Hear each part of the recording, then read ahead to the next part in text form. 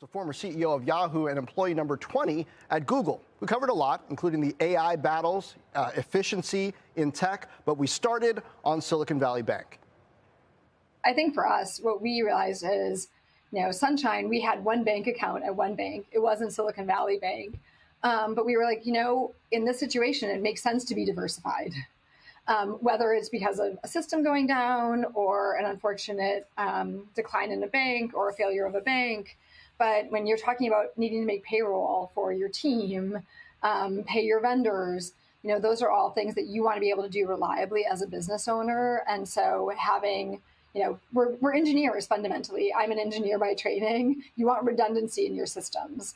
And so, you may choose to have some imbalance between them in terms of where you ultimately put the bulk of your cash. But, and now I would say I'm a bigger believer in that type of redundant approach.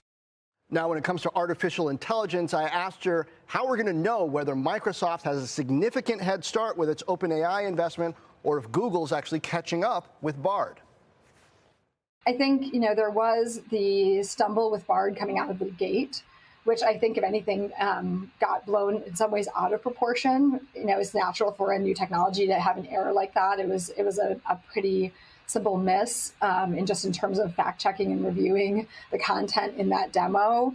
But I think it points to a bigger issue of what do you do with the fact that there's a lot of great information on the web, but there's also misinformation on the web. And how do you make sure that you aren't ingesting that for training? How do you make sure if the artificial intelligence does ingest some of that information, that it understands how to keep it in check so it doesn't start to overrun and become perceived as fact?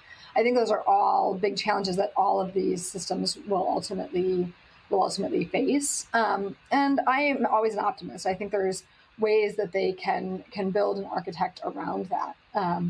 But I think that's where we are right now. And I think ultimately who wins the race in the long run, it will come down to how they manage that misinformation piece, right? Who has the best and most authoritative answers, and also who has the most novel and useful applications of the artificial intelligence in the end. How do you apply it? How does that feel to people? And I think those two factors are likely to drive who wins the AI race, so to speak. Efficiency is the buzzword in the Valley these days. Mayer also reflected on her time at Google and how one promising new hire set a high bar for productivity. I remember when I hired Sundar Pichai, I had him come in and I said, I'm not sure exactly what to assign you to, but why don't you take a look over the portfolio of consumer products that, my team is working on. And he came back a week later and he's like, there's this thing called Google Toolbar and it has 200 million users. And there's no one product managing it. And I was like, good point.